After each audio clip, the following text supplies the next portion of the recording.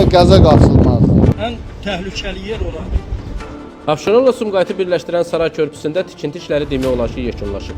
4 hərəkət zolağı olmaqla inşa edilən körpünün hər iki tərəfdən piyadaların rahat hərəkəti üçün 2 metr enində səkilər də nəzərdə tutulub. Yol asfaltlanıb, xətlər çəkilib, ancaq avtomobil yolu Saray körpüsünə uyğunlaşdırılmayıb. Saray körpüsündə tikinti işləri demək olar ki, yekunlaşıb, hətta müəyyən bir vaxt çərçivəsində istifadəyə verilməsi də nəzərdə tutulub, ancaq dayandığım bu ünvanda, bu ərazidə biabırçı bir mənzərə ortaya çıxıb, hətta bir o qədər də təhlükəli hesab etmək olar. Çünki yolun tən yarısını piyada səkisi tutub. Çünki körpüdə tikinti işləri məhz orada yekunlaşıb, bu istiqamətdə isə yol qısalır və daralır. Və bu da gələcəkdə bu ərazidə böyük bir tıxacın, hətta qəzaların baş verməsinə səbəb ola bilər. 3 aşırımdan ibarət olan yeni körpünün uzunluğu 104 metr, ümumi eni isə 21,6 metr təşkil edir. Sumqayıtdan Abşeron istiqamətində hərəkətdə olan avtomobil körpüsü üzərindəki yolun sol hissəsində biabırçı bir mənzərə ilə qarşılaşır. Yol genişləndirilmədiyindən avtomobillərin bu istiqamətdə hərəkətində müəyyən problemlər yaranacaq.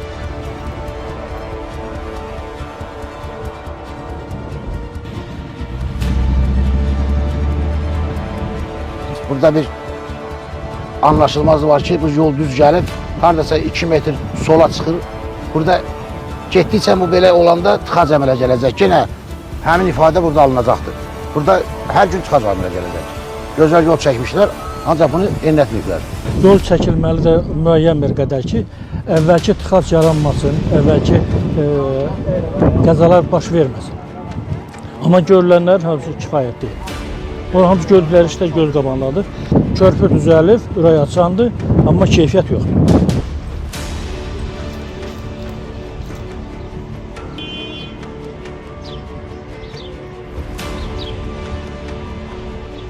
Sakinlərin sözlərinə görə bütün bunlara səbəb Saray istiqamətində olan yolun üzərində yaşa obyektinin olmasıdır.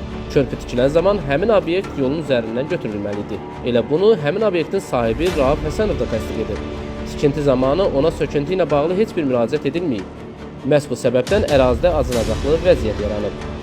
Yəni burada elə bir qəza olacaq ki, bunun sonra peşmançılığın altından çıxmaq mümkün olmayacaq. Ona görə təcili burada bir tədbir görülməlidir. Körpü gəlir, daralır, burada butulka variantı bir iş gedir. Çox gülməli bir şey olur. Azərbaycan Avtomobil Yolları Dövlət Agentliyindən Denas TV-yə bildirilib ki, körpüdə tikinti işləri layihəyə tam uyğun aparılır. Ancaq yolun genişləndirilməsi onların səlahiyyətində deyil. Qeyd edim ki, bundan öncəki körpü 2 hərəkət zolaqlı olub, lakin gələcəkdə hərəkət intensivliyinə uyğun olaraq mövcud yolun genişləndirilməsi baş verərsə, körpünün indidən həmin infrastruktura uyğun olması şərtdir ki, bu da indidən nəzərə alınıb. Sumqayıt şəhər İcra Hakimiyyətindən isə bildirilib ki, körpü istifadəyə verildikdən sonra yolda genişləndirmə işləri aparılacaq. Piyadaların və nəqliyyatın hərəkətinin rahatlığını təmin etmək məqsədi ilə əvvəlki yol infrastrukturu körpüyə uyğunlaşdırılacaq. Bununla bağlı qərara alınıb ki, yaxın günlərdə Məhəmməd Əsədov küçəsinin genişləndirilməsi ilə bağlı yeni layihə hazırlansın və icrasına başlansın deyə İcra Hakimiyyətindən bildirilib. Nizami Rəsulov, xüsusi olaraq Denas TV üçün.